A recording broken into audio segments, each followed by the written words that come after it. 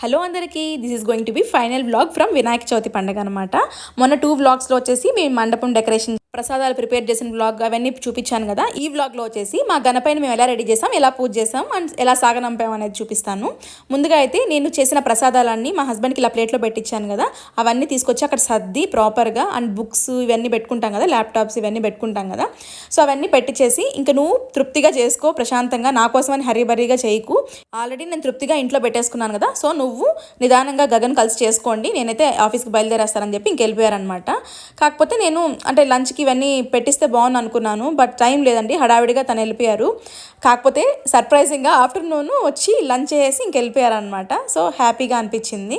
Last year అయితే అసలు worst situation అండి. అంటే మేము బాగా చేసుకున్నాం 3 days పెట్టి, కాకపోతే గగన్కి హై ఫీవర్ అనమాట. వినాయక చవితి పండుగ రోజు స్నానం చేసి పూజ చేసుకోలేని పరిస్థితి అనమాట వాడికైతే. ఈసారి అయితే హ్యాపీగా వాడే దగ్గరుండి అన్ని పాపం సహకరించాడండి బిడ్డ.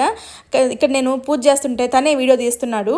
ఎంత త్వరగా లేసినా వినాయక చవితి పండుగ అంటేనే ఈ హడావిడి ఉంటుంది. ఎందుకంటే వినాయకుడిని రెడీ చేయడంలోనే, అంటే ఆ పంచ, ఆ పోగులేసి జంజం వేయడం, ఇవన్నీ చాలా టైం టేకింగ్ ప్రాసెస్ కదా. కాకపోతే చాలా బాధగా ఉందండి. మార్నింగ్ నుంచి ఇదంతా చేసుకున్న తర్వాత సాయంత్రం నిమజ్జనం అంటే మా హస్బెండ్ అంటే 5:30కి వచ్చేస్తాను, నువ్వు అంతా దీపం కొండెక్కిచ్చేసి కదిపేసి పెట్టేసేయి అని చెప్పారనమాట. అవునండి, మీ ఏరియాలో కూడా వినాయకుడిని 3వ రోజు చేస్తారా? అంటే 3వ రోజు ఈసారి ఫ్రైడే వచ్చింది కదా, అందుకని 5th డేనే చేస్తారా, లేకపోతే ఎలా చేస్తారు?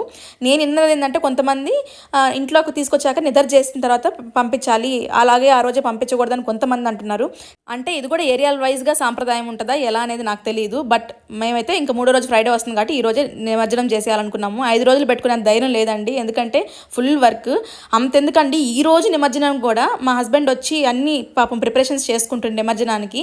నాకైతే కాల్లో ఉండాను, అంటే ఒక క్రిటికల్ ఇష్యూ నడుస్తుంది అనమాట. సో ఇంకా ఏం చేయాలి, 2 minutes అని చెప్పేసి వచ్చి ఇంకా వినాయకుడిని సాగనంపాలని చెప్పేసి నేను వచ్చానమాట. అవును, మీ ఏరియాలో మీరు ఎలా చేసుకుంటారు? అంటే ఫస్ట్ రోజే నిమజ్జనం చేస్తారా, లేకపోతే నిద్ర చేసి నెక్స్ట్ డే పంపిస్తారా? కమెంట్ సెక్షన్లో నాకు తెలిపేయండి. అండ్ ఫైనల్ టైం వచ్చేసింది అనమాట. అంటే వినాయకుడిని అందరూ తెచ్చుకునేటప్పుడు ఎంత ఎంజాయ్ చేస్తారో, నిమజ్జనం అప్పుడు కొంచెం సాడ్గా ఉంటుంది కదా. ఇంకా నేనైతే బయటకు వచ్చేసరికి ఇక్కడ గగన్ హడావిడి చేస్తున్నాడు. డ్రమ్స్ ప్లే చేస్తా, చూడండి మీరు కూడా.